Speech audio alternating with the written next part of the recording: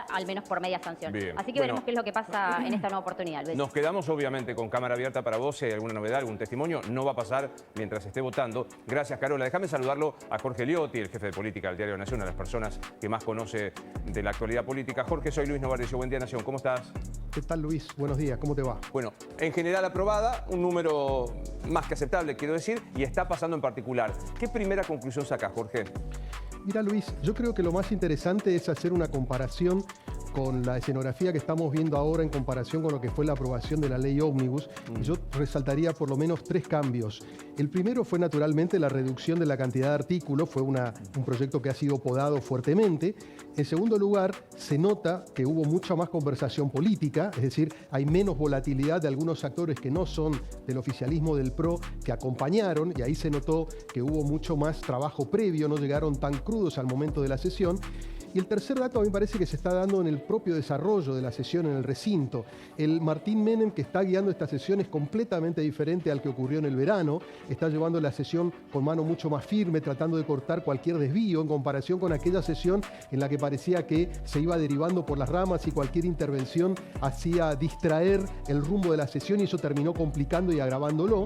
Y también hay un cambio sustancial en el manejo del timing del propio oficialismo. Hoy está llevando la voz cantante el diputado Santurio, mucho más efectivo que Sago en el ejercicio de esa dinámica parlamentaria. Entonces, fíjate que cada vez que aparece algún diputado con alguna intervención un poco más disruptiva, rápidamente lo reencausan y sigue la discusión. Eso le da agilidad y evita esa percepción que ocurrió en el verano, que se empezó a trastabillar y empezaron a aparecer los números negativos. Acá estamos viendo en la votación en particular que con pequeñas oscilaciones se mantiene firme. Esto nos hace presumir que la media sanción de la ley Bases, por lo menos, que es lo que se está tratando ahora, va a terminar de concluir satisfactoriamente para el oficialismo.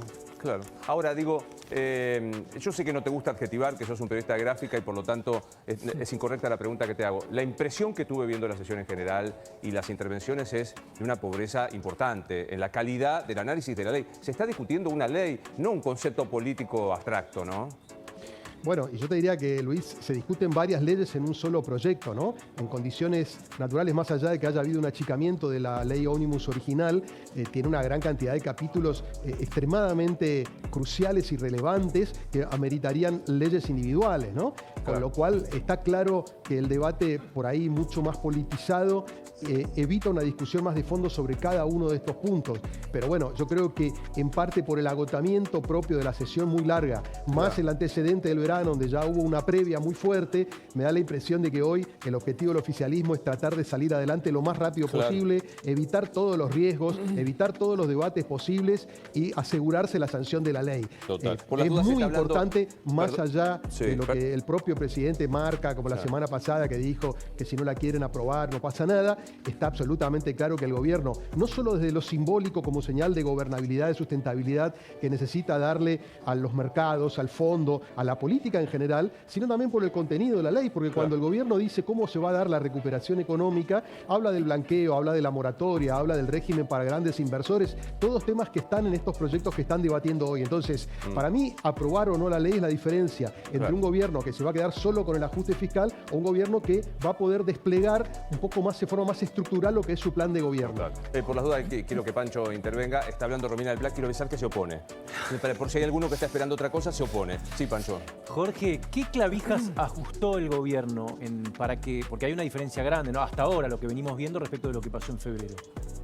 Bueno, mirá, Pancho, yo creo que por eso marcaba las diferencias respecto del primer tratamiento. En primer lugar, la ley Ómnibus aterrizó en la Cámara de Diputados sin que nadie conociera la letra. Recordarás la foto de Franco y Martín Menem con ese bodoque que le dejó en la Cámara de Diputados. Ni los legisladores de La Libertad Avanza sabían qué había dentro. Acá hubo una gran cantidad de reuniones con los bloques y con los gobernadores. Y además, muy importante, hubo una disposición del gobierno a modificar lo que fuera necesario para aligerar el tratamiento. Recordarás que en aquella circunstancia el gobierno se había parado en una posición de máxima, donde decían no vamos a cambiar nada, hizo pequeñas concesiones, buscó forzar una situación para la cual no tenía espalda política. Ahora fue todo lo contrario. El caso más concreto y evidente yo te diría que es el de la reforma laboral, o ahora llamada modernización laboral, que pasó de 60 artículos a 16. La postura del gobierno ahí fue hay que sacar algo vinculado con ese tema, resignando lo que eran los objetivos lejos de,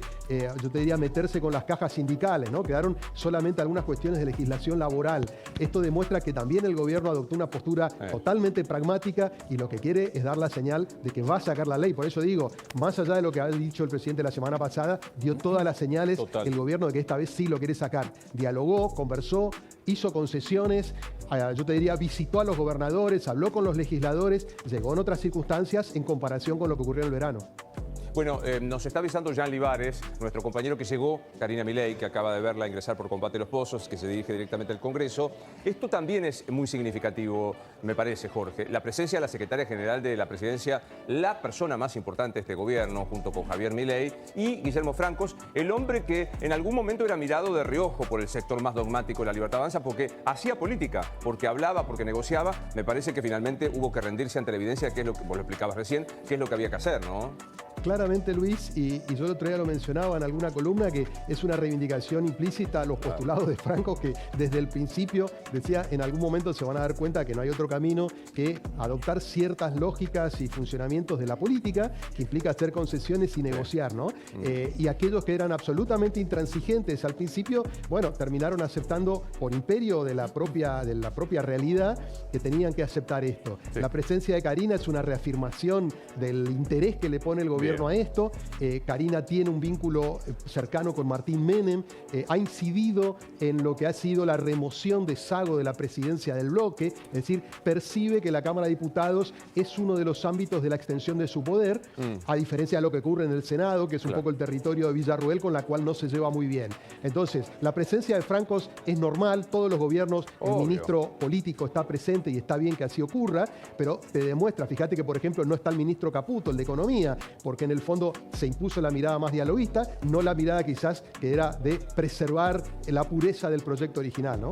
Bueno, acaba de votarse un capítulo, no te vayas, Jorge, porque quiero analizarlo con vos. Acaba de votarse un capítulo con 147 votos positivos. Va oscilando en eso, entre 138 y 150. Entiendo que, ahí está Martín Tetaz, arranca la discusión de la... yo no quiero decir reforma laboral, porque me parece que es demasiado ambicioso el término reforma laboral. 30 segundos, Jorge, dame a ver qué dice Tetaz.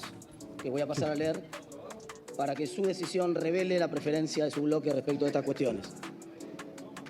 Sucesivos a la numeración que corresponde, sustitúyese el artículo 242 de la 20.744 y sus modificaciones por la siguiente.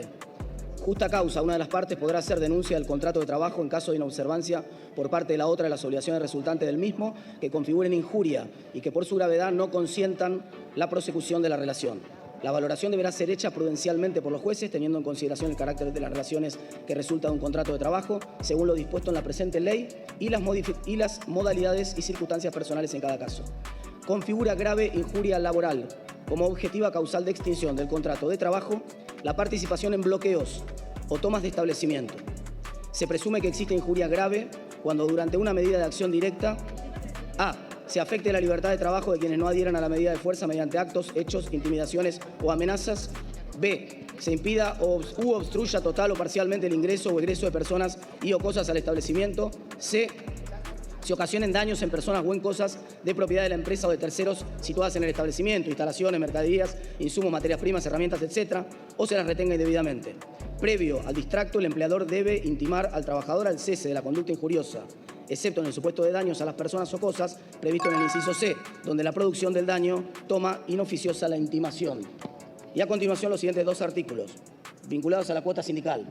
El artículo 9 de la ley 14.250 debe ser reemplazado por el siguiente. Artículo 9. La convención colectiva podrá contener cláusulas que acuerden beneficios especiales en función de la afiliación a la asociación profesional de trabajadores que la suscribió. Las cláusulas de la convención por las que se establezcan contribuciones a favor de la asociación de trabajadores participantes se encuentran prohibidas, tanto para los afiliados como también para los no afiliados comprendidos en el ámbito de la convención. Y modifíquese el artículo 9 de la 23.551, que quedará redactado de la siguiente manera. Artículo 9. Las asociaciones sindicales no podrán recibir ayuda económica de empleadores ni de organismos políticos nacionales o extranjeros. Esta prohibición no alcanza los aportes que los empleadores efectúen en virtud de normas legales respecto de aquellos trabajadores afiliados a la entidad gremial respectiva durante su permanencia en la misma. Principio de revelación, señor miembro informante. Gracias, su posición, por favor. diputado Tetaz. Ahora tiene la palabra el diputado Sergio Palazzo. diputado presidente, Palazzo de la muchas bancaria, gracias. o sea, un hombre muy importante. Estamos hablando, lo que Tetaz decía es que se dejó afuera como causal de despido sin indemnización del 245 de la Ley de Contrato de Trabajo. Si yo bloqueo es una injuria grave y por lo tanto el empleador puede despedirte. Y el tema de la cuota sindical, que fue el pedido, no sé si está ahí Jorge, fue el pedido, Jorge, que hizo la CGT, por decirlo torpemente, en nombre de los gremios, para no hacer más lío, ¿no es cierto? Exactamente, el punto que ahora se va a discutir, que tiene que ver con el capítulo laboral, tiene este punto de conflicto porque el radicalismo quiere insistir en este tema de la cuota sindical, algo que el gobierno ya se resignó a no tener para que la CGT no bastardeara el proyecto y eso le permitiera contar con ciertos apoyos. El vocero de esta postura había sido Miguel Ángel Pichetto. La semana pasada parecía que este capítulo naufragaba por esta cuestión de insistir en este punto. Hay que ver si los radicales tienen los votos suficientes para imponerse o no. Y es interesante porque acá aparecen los roles invertidos, ¿no? La UCR corre por derecha al gobierno y le dice, ustedes que iban a ir contra la casta, incorporen este capítulo la cuota sindical que le reduce la influencia de las cajas gremiales, ¿no? Y el gobierno, como decíamos antes, ya en una exhibición de puro pragmatismo, dicen, no toquemos más, ya acordamos los temas de legislación laboral, no insistamos con eso. Hay que ver en todo caso qué hace La Libertad Avanza en este capítulo, pero me da la impresión de que están dispuestos a resignar para sacar el resto. Claro, me parece que, bueno, ¿sabés cómo se llama eso, Jorge? Hacer política, ¿no? O sea, salvo los que decían vamos por todo o hagan un partido y ganen las elecciones, el resto sabe que la política es una mesa de negociación donde se pone, se saca, se deja, se acondiciona para lograr que salga una cuestión, ¿no? Yo creo lo mismo, Luis, y me parece saludable ese ejercicio que viene haciendo el gobierno. Quizás disimuladamente no lo quiere exponer porque un poco colisiona con la narrativa pública del propio Milei, ¿no? Que siempre va, digamos, por todo y no concede, y su discurso contra la casta. Pero en los hechos se ve una dosis de pragmatismo que en el fondo uno lo que hace entender es que es un gobierno que va madurando en la necesidad de lograr ciertos objetivos, ¿no? De todos modos, más allá de las concesiones, Jorge, ¿a vos te parece que es una ley que avanza en el tema laboral? Recordemos que a De la Rúa casi le cuesta un gobierno esta discusión, ¿no? Bueno, mirá, yo siempre decía, cuando salió, recordemos que el capítulo entero laboral estaba en el DNU. Y yo un poco bromeaba con la idea, lo que le había costado tanto a Alfonsín con la ley Muchi, la ley laboral de la Rúa, resulta que por decreto salía. Bueno, después al final se estancó, eso está en discusión en la Corte, con lo cual está trabada esa parte del DNU. Ahora hay una adaptación más acotada. Yo creo que hay algunos progresos en lo que tiene que ver con el periodo de prueba, en lo que tiene que ver con el tema de las multas, cosas que el sindicalismo acepta que necesita, porque también en los gremios tienen un problema central y que se empieza a agravar en tanto impacta la recesión, que es no generar las condiciones para que la dinámica del mercado laboral sea más ágil, ¿no? Entonces, el empresariado siempre dice la legislación es muy rígida y los gremios han venido perdiendo en gran medida nivel de representación porque no ha crecido la masa de lo que ellos representan, porque el sector formal está estancado hace más de 10 años. Desde 2012.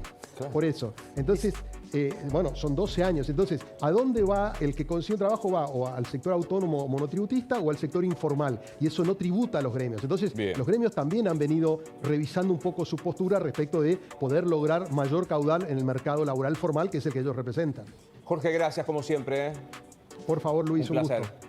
Igualmente. Jorge Liotti. Bueno, está viendo dos cosas. Primero, fuera del Congreso, nada.